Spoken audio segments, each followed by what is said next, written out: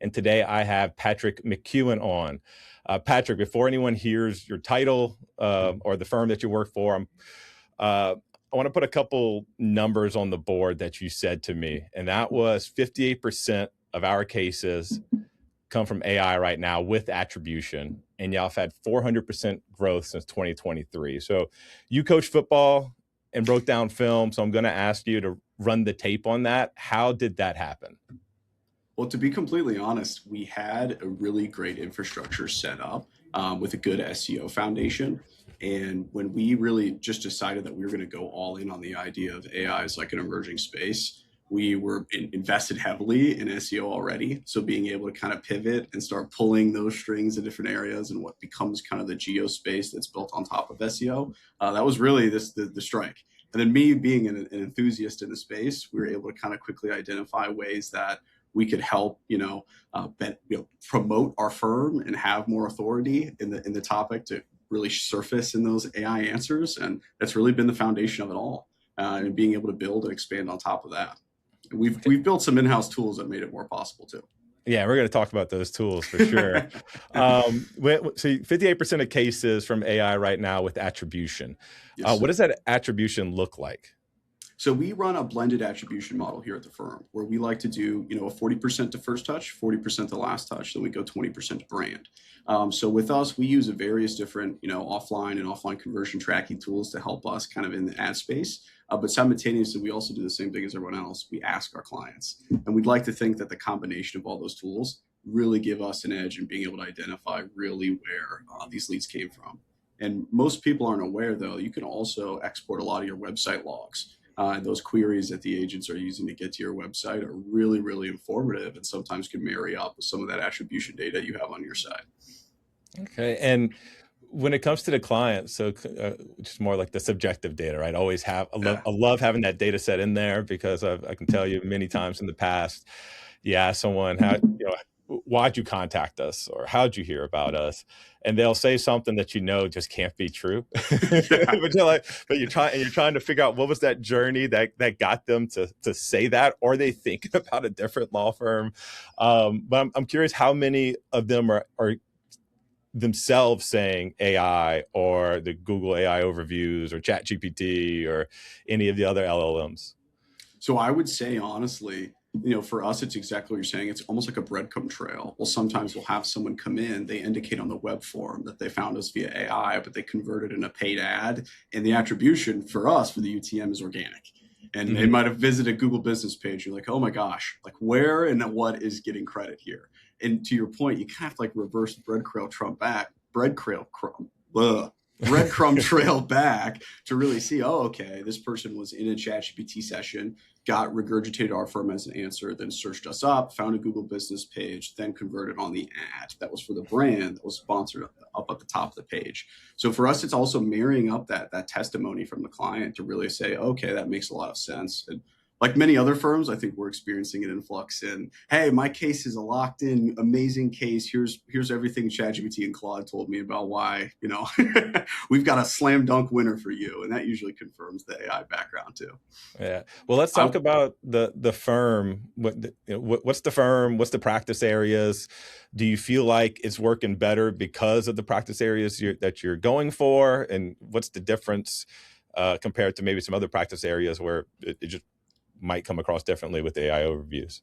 That is honestly a great question. And the one that I usually have to cover with our clients, even on the Esquire engine side, is that because Meyer Wilson Warning, we operate in a very small niche, which is, FINRA and securities arbitration. And our lawyers, there's not that many people that really operate in this niche. But what makes it unique is we can market to all 50 states. So with my marketing budget and a firm of our very small size of about 15, 16 people, we've got to try and compete nationally. So for us, dipping into the AI and leaning on that was really a priority because ad spend in that space is obviously going to be a little difficult from a budget perspective. So for us, with us already being a niche, I think that benefits us to lean into the AI more. Simultaneously, I think our average client, being either a high net worth individual or an elderly person who has worked their whole life, a retiree who's maybe been scammed by a broker or advisor, they're usually going to go to something like an AI tool for extra insights and help trying to navigate the questions that they have. it's not necessarily the same as getting in a car accident. And, the first brand or the first search you're going to do, it's more like, hey, is my broker actually allowed to do this? And really building our website around those types of, top of funnel queries to try and make sure those clients, when they're searching for those answers, they find our confirmation and our support. Hopefully they then follow, the model all the way back to us and get it directly from the source. So I definitely think your practice area really influences how much AI can really drive case generation for you right now. So say the practice area again, just so everybody has a clear understanding exactly what it is. Well, it is securities arbitration and litigation. So Yeah. there's a lot of different phrases for it. We also call it investment fraud litigation, but it really is under those two buckets primarily. Okay, and so much longer probably discovery phase within that practice area than, as you mentioned, being injured in a motor vehicle accident, or looking for what to do when you're injured at work or need Social Security disability. Would you say that's the case on it?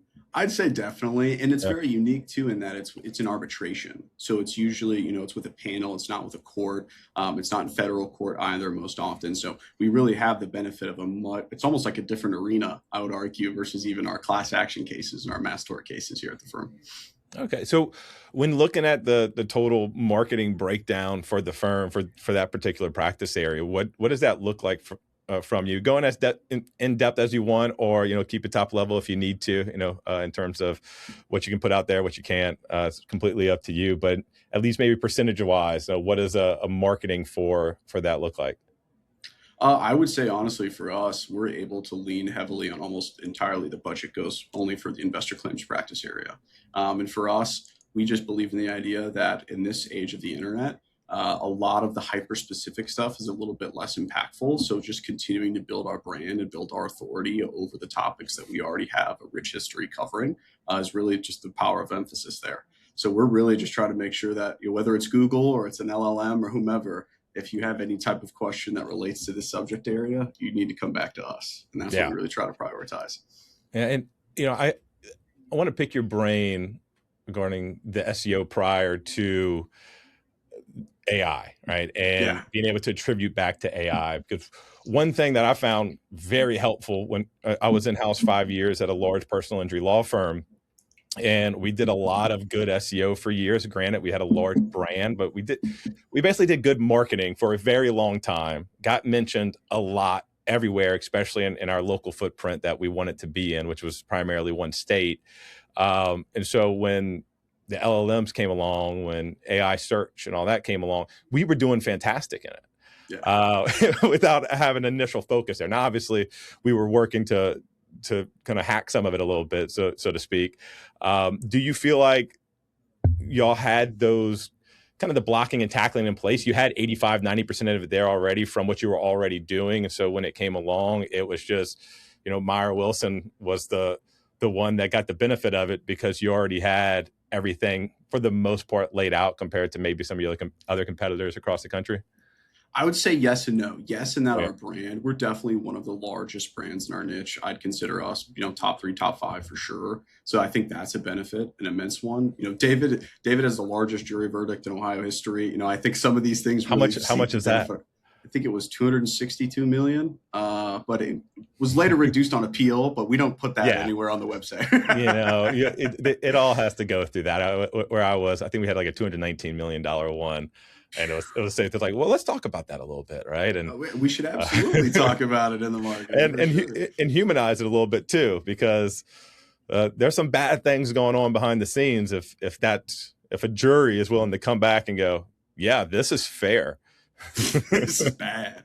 No, I think another thing that's missed a little bit with AI search is just how much, the SEO principles and foundations, as important as they were, I don't necessarily think all of it worked really well in kind of the hybrid model most law firms had of, hey, marketing is the agency. And a good example of that is like directories, where I think directories now in this age of search, Google has to rely on some of these external trust indicators for that authority. So if you don't have very active directories that, are up to date with your attorneys and their profiles and their years, those trust indicators that both Google and these LLMs rely on, that mismatching data can really just be the difference between what, the inch between you and competitor two. And that's all the difference. And in our world, one conversion is a big deal.